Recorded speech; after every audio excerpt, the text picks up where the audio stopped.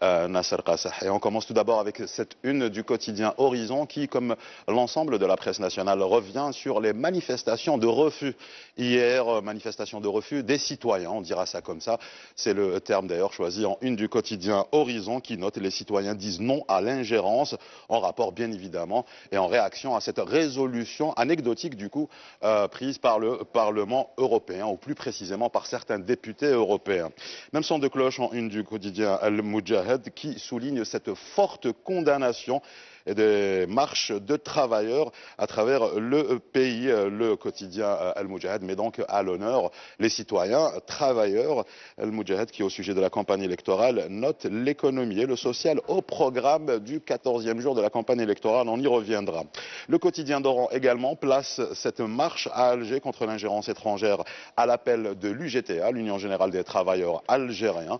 Le quotidien L'Expression, voilà un non à l'agenda du chaos, reprenant les mots du porte-parole du gouvernement, ministre de la Communication et ministre par intérim de la Culture, au sujet de ce rejet massif de la résolution du Parlement européen. Donc, en une également du quotidien Al-Watan, qui note au sujet de cette résolution du Parlement européen, le Parlement de Strasbourg, la scène politique bousculée.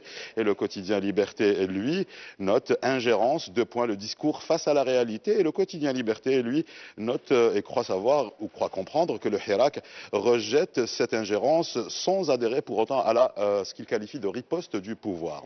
Le Jour d'Algérie, lui, replace cette riposte et cette condamnation unanime sous le signe du 14e jour de la campagne électorale. Le rejet de l'ingérence domine les discours des candidats et autant dire que ça leur a donné du grain à moudre. Et cet article du quotidien Horizon qui nous annonce ce fameux débat télévisé, une première inédite, Sabiqa bin Nawaiha dans notre cher pays, un débat télévisé entre les 5 candidats à l'échéance présidentielle du 12 décembre prochain. Le débat en question aura lieu le 7 décembre, autrement dit la veille de la clôture de la campagne électorale, et sera bien évidemment encadré par l'ANI, l'autorité nationale indépendante des élections, d'organisation des élections. Annie, dont le président s'est exprimé aujourd'hui dans les colonnes du quotidien Al-Khabar, le président de l'autorité nationale indépendante des élections, M. Mohamed Sharfi, qui réexplique: j'ai accepté la présidence de cette autorité grâce ou à cause de l'engagement de l'armée nationale populaire de respecter le choix du peuple. Le quotidien Al-Khabar, lui, consacre sa une, ou du moins la plus grosse part, à toute autre chose. Tout d'abord sur cette histoire des biens mal acquis par les différents responsables, et qui note que les enquêtes pour ce qui concerne les sommes d'argent qui auraient été transférées à l'étranger ne dépassent pas l'étape administrative. Et plus important, en une du quotidien aujourd'hui, le début du boycott des examens en rapport avec ce débrayage au niveau des enseignants du primaire et leur coordination qui ne démord pas et qui demande à rencontrer sa tutelle, à savoir le ministère de l'Éducation nationale, pour revenir sur les 3 points essentiels des revendications, mais également la fonction publique. Et oui, les quotidiens Reporters, lui, y consacre également une bonne place sur sa une, et dans son article de renvoi et note: examen ou pas examen, c'est la question que se posent plus que jamais tous les membres du cycle primaire de l'éducation nationale. Les examens, faut-il le rappeler, sont prévus pour aujourd'hui. On attendra la fin de la journée pour faire les comptes. En tout cas, le journal titre: école primaire, crainte au tableau.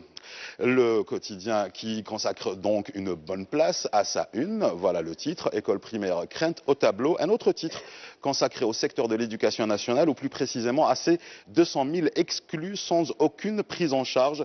Ce sont les recalés de l'enseignement, de plus en plus nombreux, observe le quotidien Reporter. Le Soir d'Algérie, pour en parler, lui s'intéresse à la sécurité aérienne, du moins pour l'essentiel de sa une, et ses équipements de la discorde. Le quotidien s'intéresse aux équipements de l'ENNA, l'entreprise nationale de navigation aérienne, et revient bien évidemment sur, entre autres, la marche anti-ingérence étrangère à Alger, mais pas seulement, et revient sur les principaux événements des animateurs de la campagne électorale en son 14e jour. Et on finit avec cet article du quotidien d'Oran qui revient sur la réaction de l'émissaire de l'ONU, Ghassan Salameh, émissaire de l'ONU pour la Libye, et l'ONU qui souligne que la tension américano-russe complique le conflit complique le conflit en Libye. C'est dire si la Russie et les États-Unis sont loin, mais ça arrive à compliquer un conflit en Libye en raison de cette procuration. Vous savez, c'est la nouvelle doctrine. On se fait une guerre entre ennemis favoris par voie de procuration, de préférence très loin